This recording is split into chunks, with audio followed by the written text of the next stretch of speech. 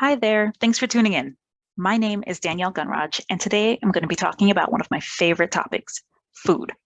More specifically, I'll be using a food-based experiment to illustrate multivariate testing concepts as well as experimental design flaws.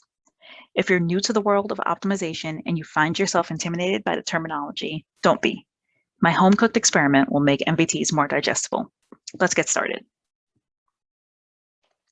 So I love Monte Cristo sandwiches. If you haven't had one before, it's basically a ham and cheese sandwich dipped in an egg batter and cooked like French toast.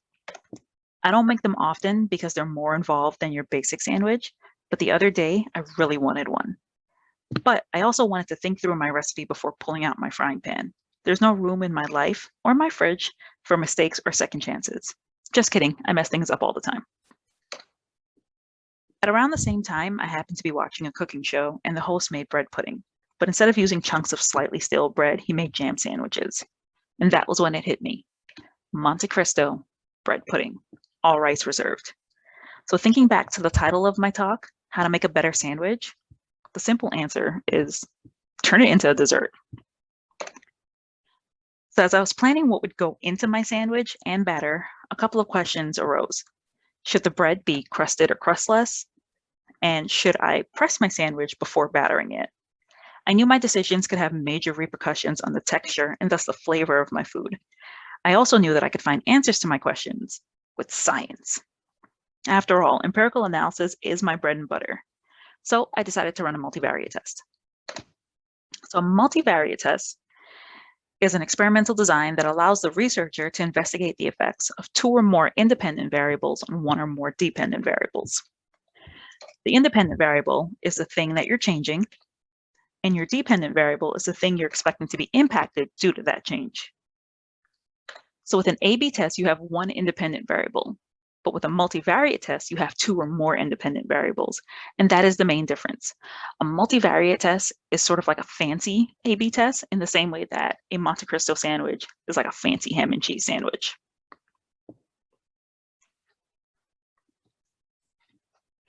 So let's take this out of the kitchen and over to a fictitious website. Maybe I wanted to optimize a button on a web page. So my first independent variable is button copy, and I'd have two levels, get started versus let's begin. And then maybe I have a second independent variable, button shape, so a rectangular shape versus a pill shape. And then my dependent variable would be the number of users who click the button. Similar to my kitchen experiment, this is called a 2x2 MVT. 2x2 because I have two independent variables and two levels per variable. Now, levels are the values that your variables can take. So in the example before, it was let's begin versus get started, pill shape versus rectangular shape. Here, it's crusted versus uncrusted, pressed versus unpressed. And this would result in 4 possible bread pudding combinations, also called conditions. Recall that the question I'm trying to answer is, what combination will yield the best result? But what is best? How do I define and measure something that subjective? So I created an operational definition for best, which I dubbed deliciosity, which may or may not already be a word. I don't know. Developing an operational definition or operationalization is the process by which you take a fuzzy concept and turn it into something directly measurable. So this can vary from experiment to experiment, study to study, researcher to researcher. You're basically explaining how you're measuring your dependent variable. So I define deliciosity as the total score across 4 dimensions. Flavor, so is it pleasant or unpleasant? Absorption, has the batter remained on the bread surface or soaked through to the interior? Texture, is it dry or is it creamy?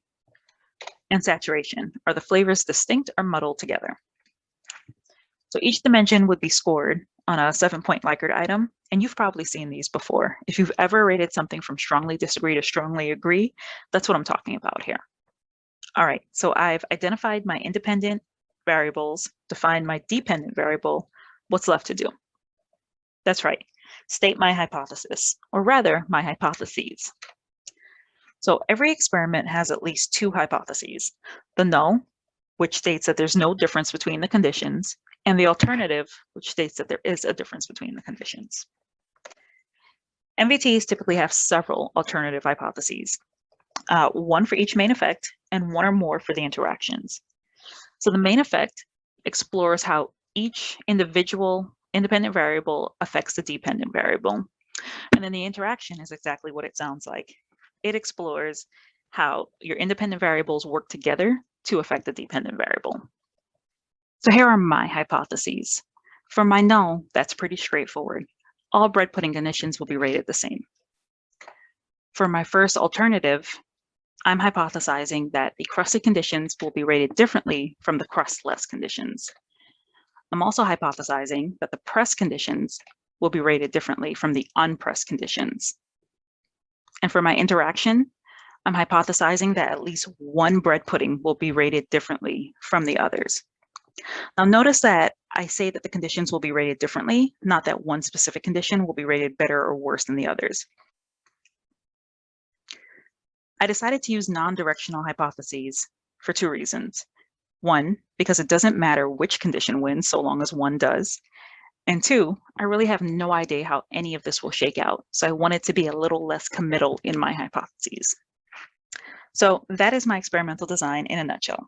Let's fast forward to after I made and baked my 4 combinations or conditions. So once they cooled, my husband Chris and I tasted them, and I immediately knew that the deliciosity measure I devised was completely off. This is why researchers try to run pilot studies or use standardized measures so that they don't have to make on-the-fly changes like this. So I ended up converting my Likert items to rank order items. Every bread pudding was ranked in terms of taste, texture, and batter absorption. And then I summed up Chris's scores and my scores across these 3 dimensions, resulting in 1 score for each bread pudding. So before I tell you which one won, let's talk about the glaring issues with the study's design, as well as how I resolved or rationalized them. Number 1, the principal investigator and her husband were the only participants. That's a conflict of interest. You knew who my participants were. That's a violation of anonymity. And the study was not double-blind. So Chris and I knew what the test objectives and conditions were, as well as which bread pudding was which. All of this could contaminate the results. So although problematic for the MVT, these issues are not generally that impactful when optimizing a website. Chances are you're not one of your participants. You typically don't know who your participants are and what conditions they're assigned to.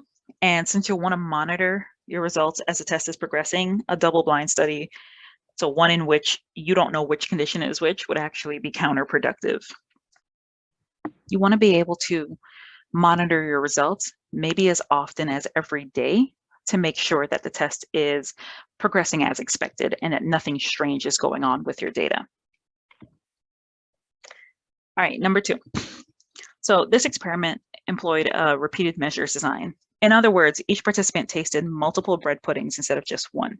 So this isn't an issue in and of itself, but because we tasted each bread pudding one after the other, one could make the case that doing so resulted in habituation, meaning that the more we ate, the less delicious each bite became. So in our defense, we did drink a fair amount of water between each sampling, and we did counterbalance the order in which we ate. So this means that the pudding that I started with was not the same one that my husband started with. All right, number 3. I know my way around the kitchen. So going into this experiment, I knew that it was unlikely that any of these would be truly awful. There was a strong possibility that we would run into a ceiling effect, and that is where the scores tend to cluster around the higher end of a particular measure. There's also something called a floor effect, where scores tend to cluster around the lower end.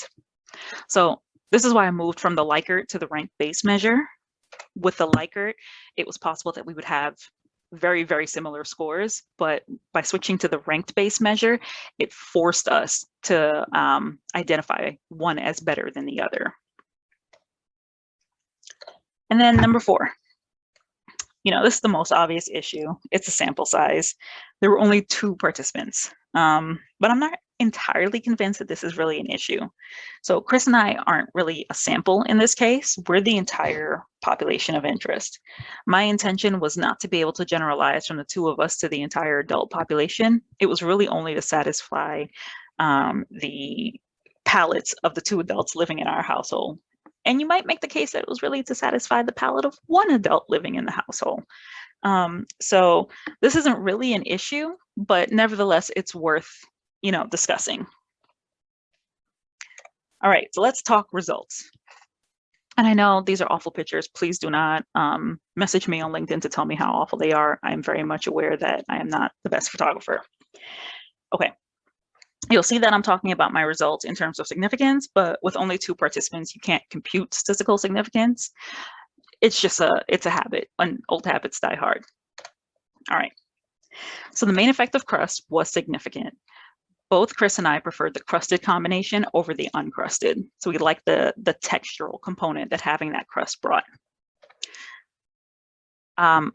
Surprisingly, the main effect of compression was not significant. So we ranked both the pressed conditions and unpressed conditions the same.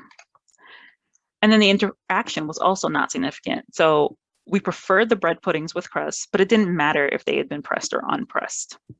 So there you have it. With my MVT, I investigated 2 variables, but many remain. Should I bake my pudding in a bain-marie? Should I brulee the top? Should I add turkey, lemon curd, white chocolate? How do you make a better sandwich? The long answer, through testing. And as with websites, there's always something you can be doing to optimize an experience. Test everything. Even small things like leaving on the crust can make a big difference. Thanks for listening.